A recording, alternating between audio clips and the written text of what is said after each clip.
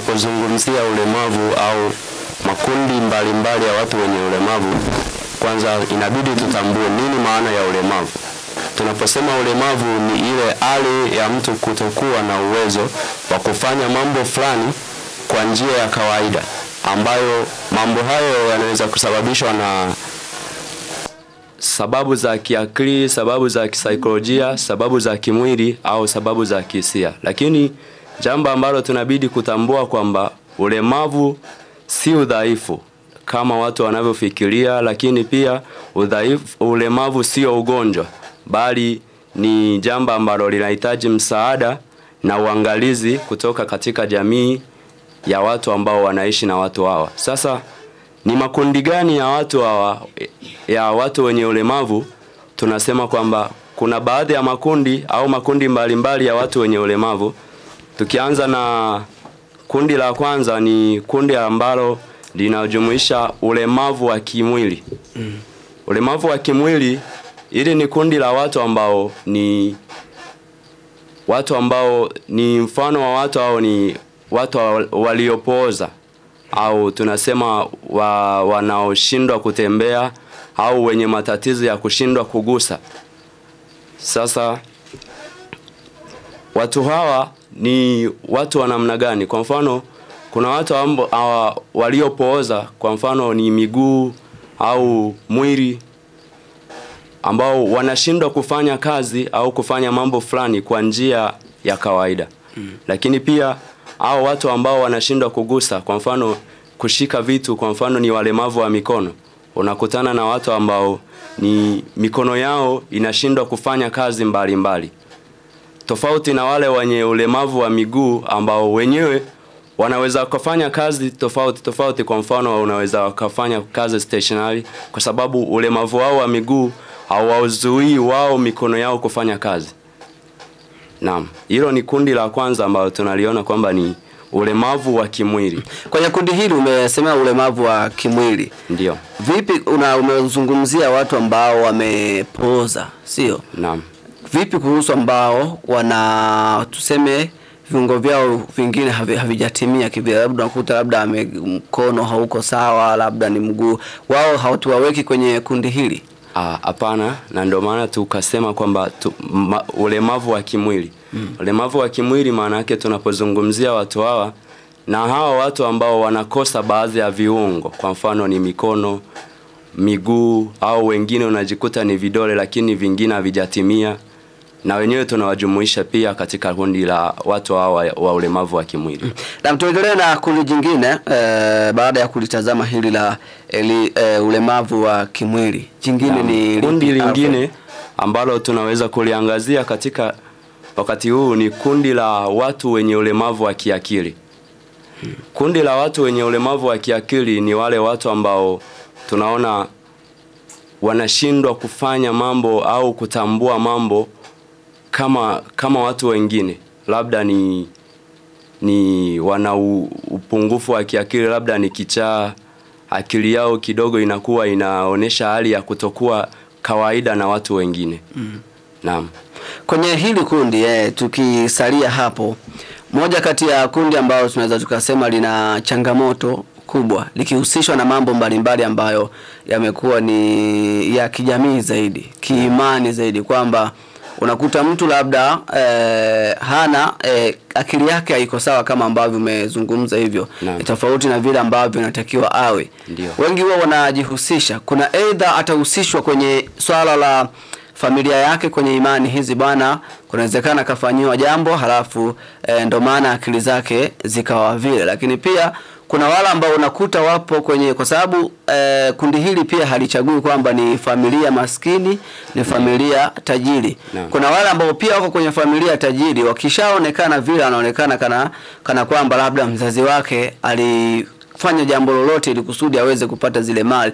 Kuna uhusiano gani kati ya hizi mila za zetu hizi ama imani hizi ambao tuko nazo kwenye jamii hizi pamoja na kundi hili la watu wenye ulemavu wa akili?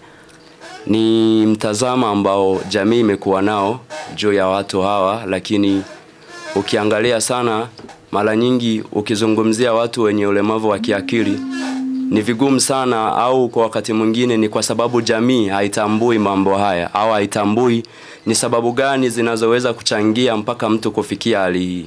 Tunapohusisha ulemavu wa kiakili na mambo ya kiimani, sio jambo sahihi kabisa, kwamba kwa sababu tukiangalia haya makundi au watu wa namna hii, huenda katika ukuaji wao wamekutana na changamoto fulani ambazo zinaweza kuwapelekea au kusababisha wao kufikia hali hiyo. Kwa hiyo mimi naweza nikasema kwamba ile hali ya jamii kuchukulia watu hao na mambo ya kiimani sio sahihi kabisa. Naomba niongezee hapo kidogo. Kwenye hilo swala kwamba familia labda inaweza kawa ni chachu ya kumfanya mtoto labda na shida kwenye imani. Sasa hizo kwamba bwana ni jamii tu ambayo bado ina mtazamo hasi kuhusu maswala. Kwa mfano unakuta mama ilivyokuwa mjamzito, toka mimba ina mwezi mmoja mpaka miezi 9 alikuwa anatumia pombe. Hapo nahisi mtoto atazaliwa atakuwa na akili timamu kweli? Namna moja ama nyingine inakuwa sio kweli. Yaani kuna namna lazima mtoto akitakuwa haiko sawa. Maana toka yuko ana mwezi mmoja tumboni mpaka ana miezi 9, mama yeye ni pombe muda wote. Na hapo pia kuna ugonjwa wa akili ambao unasababishwa na nini? Na mama kutumia vilevi wakati akiwa mjamzito. Kwa hiyo sio kwamba eti ni mama au familia imemtoa sijui kafara kama na jamii ambavyo imekalili. Hapana. Muda mwingine ni mzazi mwenyewe ndo anakuwa source ya paka mtoto wake anafikia hali kama hiyo. Kwa maana tuelewe kwamba kwenye swala la imani hizi hazihusiani na mtu kuwa na changamoto ya afya ya akili ama kutokuwa na tatizo la akili. Siwezi kusema moja kwa moja hazihusiani, maana kuna namna pia inaweza ikawa inaweza ikawepo. Maana ni vitu ambavyo si ni uhalisia jamii zetu, inaweza ikawepo, lakini sio mara zote inaweza ikawa ni hivyo. Ndio mwingine mzazi mwenyewe anakuwa ni sosi ambavyo hakuwa care kipindi vilikuwa mjamzito, au mama anakuta toka ana mimba ya wiki moja alikuwa na msongo wa mawazo paka mtoto anakuja kumzaa. Yaani paka siku anajifungua yeye alikuwa ni mtu ambaye anatabika, anawaza, yani paka inakuwa sio vizuri. Lazima tule mtoto atakuwa na shida kwenye fomu yake wa akili, yani lazima itakuwa. Kwa hiyo sio kwamba mara zote kwamba labda mmemtoa kafara au na nini, hapana. Muda mwingine mzazi mwenyewe hakuwa care kipindi cha ujauzito, au wazazi wote wawili, baba haga anamsumbua mama akawa na mtu ambaye ana msongo wa mawazo sana, inakuwa ni source pia. Lakini pia tunapozungumzia swala hili sio kwamba tuangalie wakati wa ujauzito, na pia tuangalie baada ya mtoto kuzaliwa ni huduma gani za kiafya anazozipata. Unajikuta labda mtoto baada ya kuzaliwa anakumbana na matatizo ya magonjwa ya mara kwa mara, jambo ambalo linaweza lika-affect moja kwa moja mfumo wake wa akili kuweza kuzorota, au wakati mwingine kuonekana ni mtoto ambaye amekosa yani amekuwa na akili ambayo kwa watu wengine wataanza kuijumuisha kwenye mambo ya kiimani. Kwa hiyo tunaangalia ni makuzi au malezi katika hali ya mtu huyo au mtoto wakati anakuwa, kipindi akiwa mdogo, mpaka kwa sababu sio tu kwamba matatizo ya kiakili yanawapata watoto peke yao, lakini pia kuna watu wazima ambao unaangalia kweli yanakuja kupatwa tatizo hilo wakiwa tayari washakuwa watu wazima. Na msikilizaji, tunaangalia kuhusiana makundi mbalimbali ya watu wenye ulemavu, tukiwa bado tuna mada yetu ambayo inahusu elimu jumuishi. Na leo tuko naye Joyce Masele pamoja na Alfred Clemens ambao wamefika hapa kutupitisha kwenye makundi hayo. Tumezungumza sasa hivi ni makundi mawili pekee ambao tumezungumza, kwa wale wenye ulemavu wa mwili, lakini pia kuna wale ambao ulemavu wa akili. Swala akili kidogo haziko sawa. Tumezungumza makundi hayo, lakini kwa ambao unatusikiliza kwa sasa, una chochote cha kuchangia kuhusiana na hiki ambacho tunakizungumza, nafasi ya kuweza kushiriki nasi bado uko nayo kupitia nambari ya simu 0746112235. Unaweza kututumia ujumbe wako mfupi hapo na mimi nitausoma kama ilivyo kawaida. Lakini pia nambari ya kuweza kupiga simu hapa kuchangia kila ambacho unatamani zaidi ukifahamu kwenye mjadala wetu kwa siku ya leo ni nambari ya simu 82 61 11 78. Mimi naitwa Faustin Madilisha. Kumbuka tu kwamba ni mpaka hapo saa 4 kamili za asubuhi ambapo itakuwa ni tamati ya kipindi hiki. Sasa tuangazie Alfred, tumemaliza kuzungumza kuhusiana na makundi hayo mawili. Kundi jingine tunatamani zaidi kulifahamu na kulifafanua kwa undani. Naam, ukiangazia kundi la tatu, kundi lingine la watu wenye ulemavu ni kundi la watu ambao wana ulemavu wa kihisia. Ulemavu wa hisia ni pale ambapo unajikuta baadhi ya milango ya fahamu inashindwa kufanya kazi. Ni watu gani hawa wenye ulemavu wa kihisia? Ni kwa mfano tunawaangalia watu wenye uoni hafifu, au watu ambao ni vipofu kabisa, lakini kuna watu wenye usikivu hafifu au ni kiziwi kabisa, lakini pia kuna watu wenye ugumu wanaopata changamoto za kutamka. Sasa tukiangalia hawa watu wenye uoni hafifu ni watu ambao wao anakuwa either anaona mbali au ana uwezo wa kuona mbali, lakini vitu vya karibu hawezi kuviona kwa usahihi, au anaweza kuona vitu vya ukaribu kwa usahihi, lakini vitu vya mbali havioni vizuri. Lakini pia tunaangalia hawa watu wenye upofu kabisa.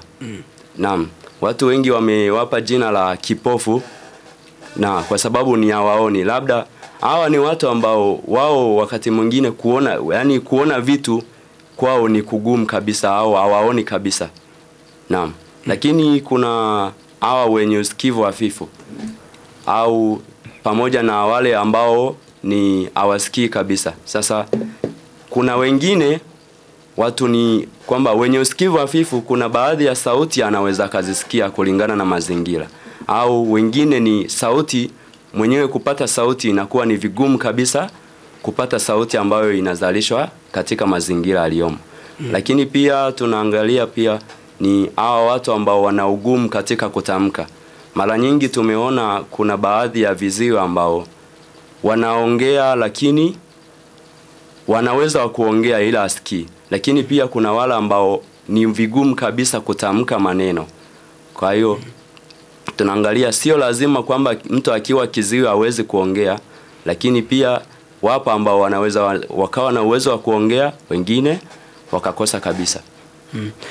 Na hapa tuliweke sawa, sio? Naam. Ulipozungumza kwamba wenye ulemavu wa kihisia. Naam. Tuliweke sawa, hapa tunazungumzia milango ya fahamu, sio? Kama mtu ana changamoto kwenye milango ya fahamu, na sio hisia zingine ambazo mtu anaweza kufikiria. Naam. Ni tunapozungumzia hisia, maana yake ni milango ya fahamu ile ambayo tunaitegemea kwa mwanadamu kwamba itaweza kupata taarifa, kupokea na kutoa taarifa. Labda tunapozungumzia macho, tunazungumzia masikio, labda ni ngozi pamoja na ulimi, kwamba ndio maana tunasema mtu anaposhindwa kusikia vizuri au anaposhindwa kusikia kabisa ni kwamba mlango wa fahamu ambao unatokana na mfumo mzima wa sikio una changamoto. Lakini mlango mwingine ni macho. Kwa hawa watu wenye uoni hafifu au vipofu kabisa ni kwamba labda mlango wa fahamu ambao ni unasafirisha taarifa ambazo zinamsaidia mtu kutambua jambo ni unakuwa na changamoto.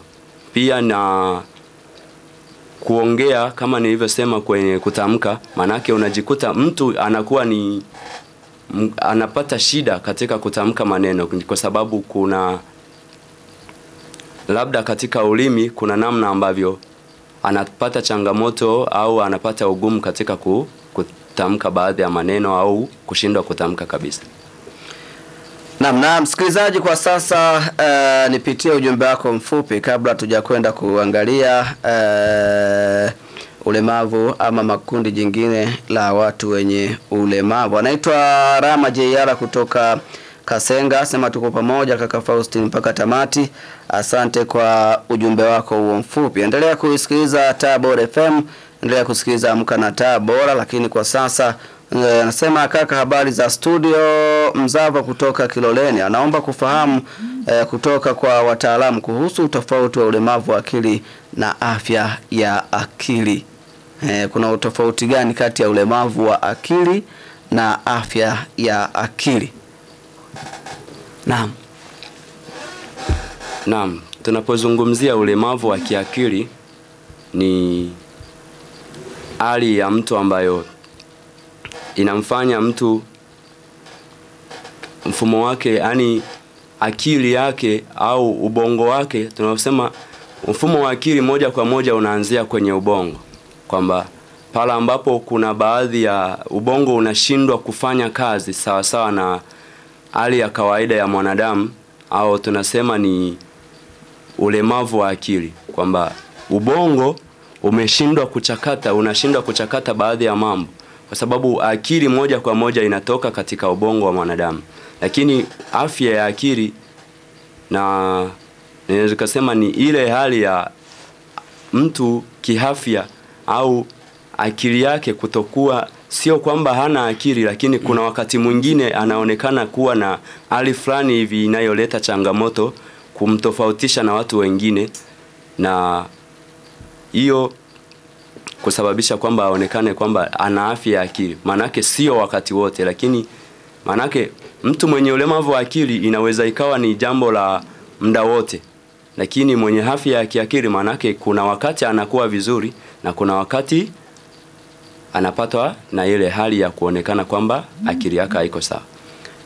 Naam, kwa hiyo ni utofauti huo wa afya ya akili na ulemavu wa akili. Inakuwa ni hivyo. Lakini kwa sasa bwana, tutazame muda unaona unakimbia kweli kweli. Tutazame kuhusiana na kundi jingine, labda Joyce, karibu utupitishe kwenye kundi jingine. Asante. Kundi jingine ni ulemavu wa kisaikolojia, tunaita psychological disability. Huu ni ulemavu ambao unaathiri afya ya akili ya mtu katika namna ya kufikiri, kuhisi ama kufanya maamuzi. Kama alivyosema Alfred, kama kuna ulemavu wa akili maana yake ni tatizo ambalo mtu yuko nalo, yani ndio hivyo forever, ndio ipo hivyo. Kwa hivyo mkisema mtu ambaye ana matatizo ya nini tunaita ID, intellectual disability, huyo ni mtu ambaye jambo ambalo limemkuta inborn with, yani amezaliwa nalo. Lakini tunavyosema afya ya akili ni mtu ambaye anashindwa kuwa na uwezo wa kuhisi, labda kufikiri jambo fulani, au muda mwingine anakuwa anashinda kuwa na uwezo wa kufanya maamuzi. Yaani jambo tu nimesha tu anguza baba mtu kitu kidogo, lakini kinampa anawaza mno, anakifikiria sana. Kumbe kuna muda anakuta iko sawa, kuna muda anakuta hayuko sawa. Hapo tunasema ni nini? Afya ya akili. Kwa hiyo tunavyosema mtu ana ulemavu wa kisaikolojia unasababishwa na mtu anakuwa ana msongo wa mawazo ambao ni wa muda mrefu. Inaweza kama tatizo ni kubwa sana ama tatizo tu ni ile la kawaida, kwa vile ana shida ya nini ya kisaikolojia, anakuwa hana uwezo wa kufanya maamuzi kama yeye. Kuna kuta nampelekea anakuwa na msongo wa mawazo wa muda mrefu ambao unamfuata na mtemu huyo mtu kama ana nini, ana shida ya kisaikolojia. Mtu mwingine anakuta ana wasiwasi uliopitiliza. Labda kuna kitu ambacho kufanywa huko nyuma, sasa hii imekuwa ndio kama chachu, yani muda wote ana wasiwasi. Hata kama jambo ni la kawaida, ni dogo kabisa, lakini nakuta mtu yani ana wasiwasi, kila muda ana wasiwasi. Huyo tatu na mtemu kwamba ana shida nini ya kisaikolojia. Lakini tukingine kwa sababu mtu ana matatizo ya kisa moja kwa moja, kuna kitu kinaitwa bipolar disorder. Ni kitu ambacho kinamfanya mtu anakuwa na vipindi mbalimbali vya mabadiliko ya maisha yake mwenyewe au ya hali ya maisha yake. Aba mtu kuna kipindi aba akiwa ni mtu ambaye ana furaha sana, anafanya maamuzi ambayo haeleweki. Au akiwa bana huzuni sana, anafanya maamuzi ambayo haeleweki. Na dalili za kuonyesha kwamba mtu ana shida ya ugonjwa unaitwa bipolar disorder, unakuta labda kuna hali ambayo anakuepo ana furaha sana, anafanya maamuzi ambayo sio sahihi.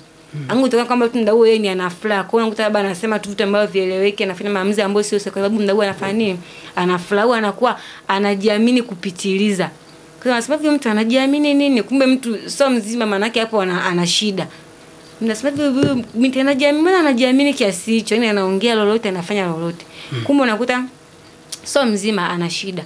Kwa hiyo ulemavu mmoja hapo ni ulemavu wa nini? Wa kisaikolojia, unasababisha mtu ana usongo wa mawazo, mtu anakuwa na wasiwasi uliopitiliza, au mtu kutana ana ugonjwa huu ambao unamfanya anakuwa ana change siku hadi siku. Yaani unakuta kipindiki ana furaha sana ama kipindiki ana huzuni. Hapa akiwa na furaha anafanya maamuzi ambayo sio, akiwa na huzuni pia anafanya maamuzi ambayo sio. Na ulemavu mwingine tunaita ni ulemavu wa kijamii au wa kimazingira. Huu hapa ni ulemavu ambao unakuwa unamtenga mtu katika kuhusiana na jamii moja kwa moja. Inaweza kama sababu ya tabia zake mwenyewe, ama ni mtazamo hasu jamii ambayo ulionao, au muda mwingine ni mazingira yanakuwa hayafevi namna yake ambavyo alivyo. Anaweza kaa kosa ni mlemavu moja kwa moja, au anaweza kaa kabisa ni mzima, lakini kutokana na jamii ilivyo na mtazamo au mazingira yalivyo yanakuwa hayamfanyi yeye kuhusiana na jamii. Yaani kwa nana kama vile amejitenga au ametengwa. Huu pia ni ulemavu. Kwenye huu ulemavu wa kutengwa na jamii ama kujitenga na jamii, mara nyingi tumekuwa tukishuhudia mtu anapofanya kosa kwa maeneo ya vijijini, kwa maeneo ya tuseme, mara nyingi huwa naona sana vijijini kwamba kaiba ama na makosa ya kujirudia unakuta watu wamemtenga mpaka atoe fine ama kitu ambacho wao wamemwambia atoe. Hii nao tunaweza tukasema ni ulemavu, tunaingiza kwenye kundi la ulemavu wa kijamii, ama huku ni taratibu zingine ambazo tutakuwa tunaingilia? Tunaingiza hapo. Kwa kuwa nimesema mwanzo kwamba ni ulemavu ambao unamfanya mtu, yani anakuwa ni tabia zake mwenyewe ndio anamfanya akatenga au akajitenga, amda mwingine ni mtazamo wa nini wa jamii. Kwa mfano umetoa mfano huyo mtu labda amekuwa labda anaiba kwa tabia ambazo ana matukio ambayo anajibeba, leo kaiba, kesho sijui labda kaambaka mtoto, kesho sijui kafanya hivi na hivi, yani vitu ambavyo anafanya vinarudia. Hii hapo huyo mtu labda anaweza akasaidika kwa namna moja ama nyingine. Kama mkimwacha mkasema huyu tabia yake ni hivi hivi, tushamzoea, inamjengea kwanza sugu, anakuwa ni sugu kwamba mimi hata mimi lazima tu nitafanya hivi.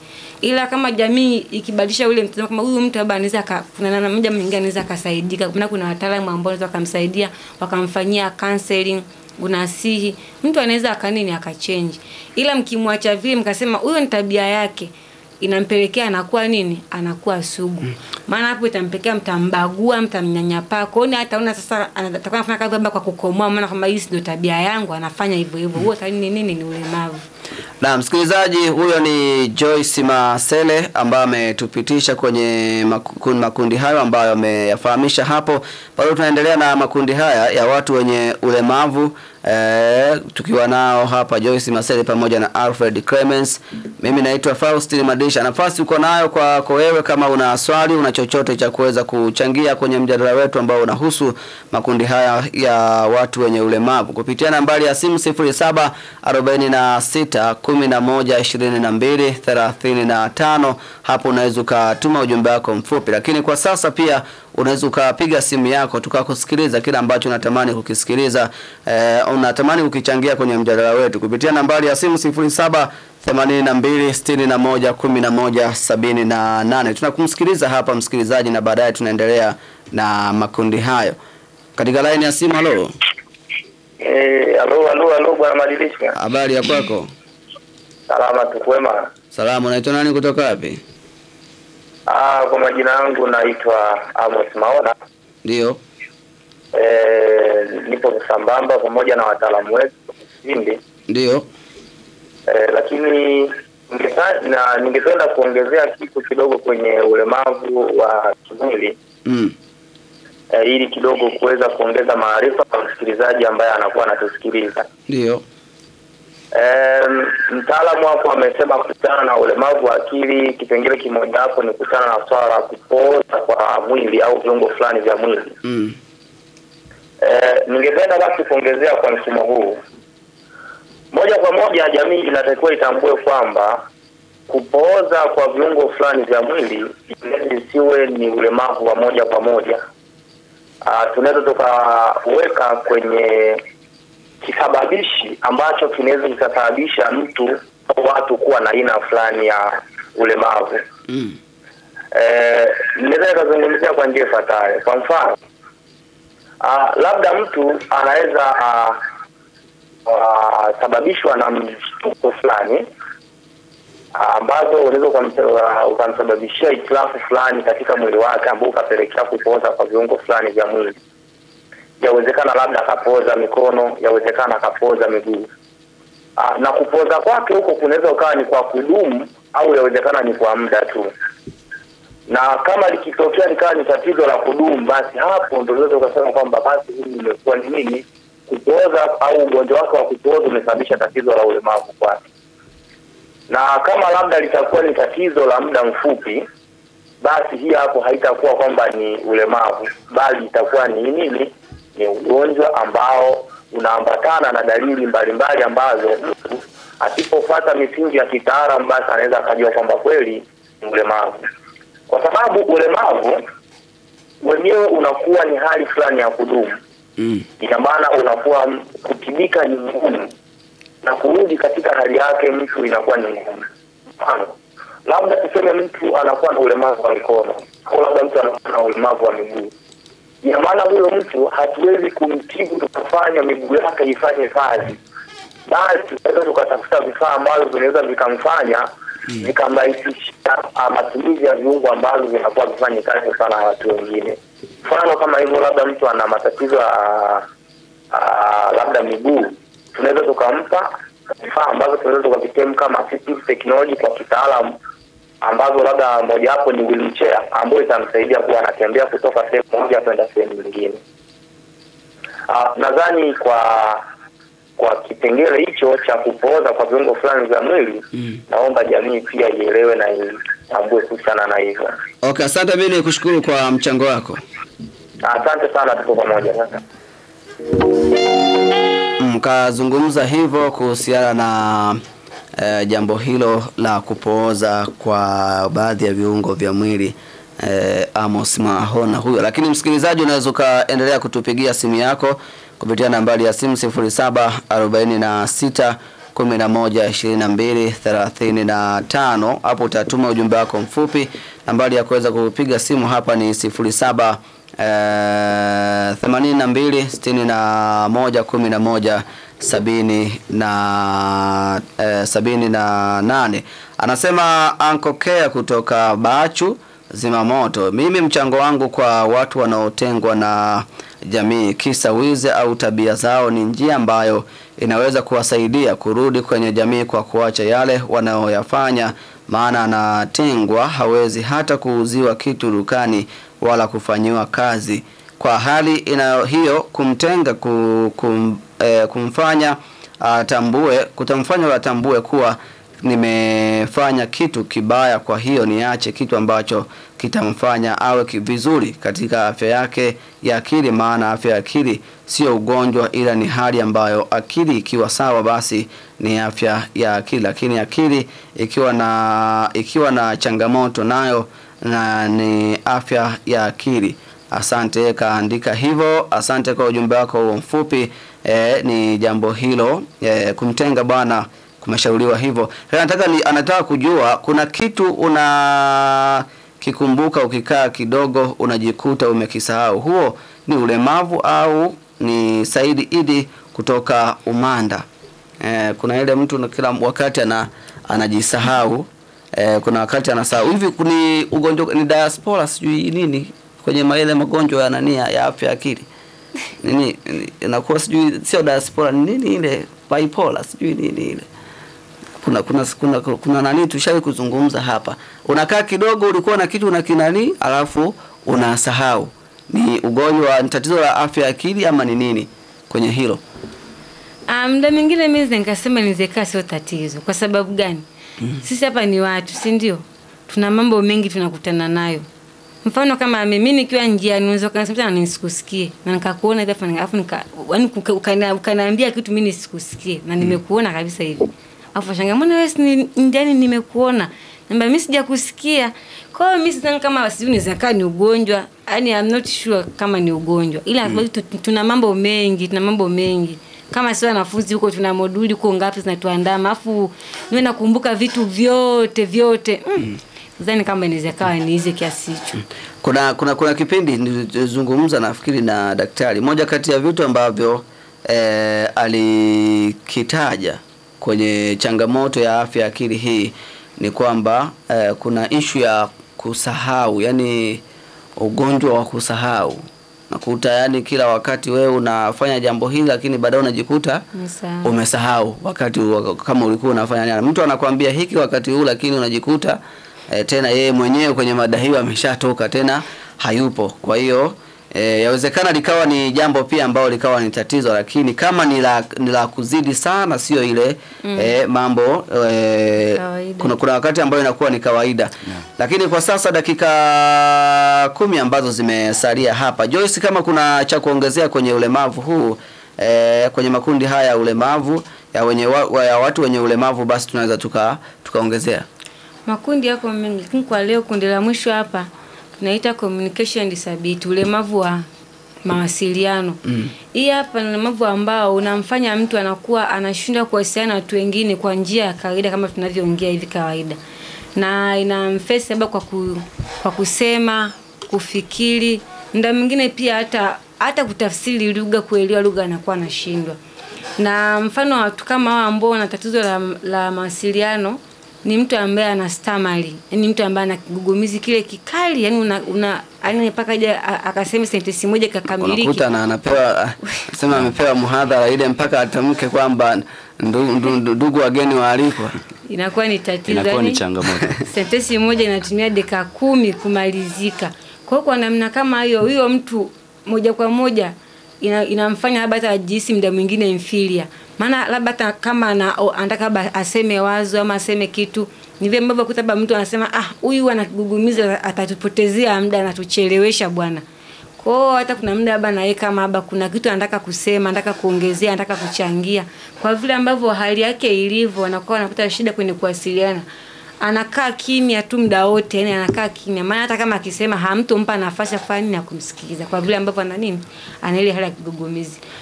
Kwa hiyo lakini pia ni achana na watu wenye kigugumizi, lakini pia ni hii hali inasababishwa na mtu labda ni hofu yake mwenyewe.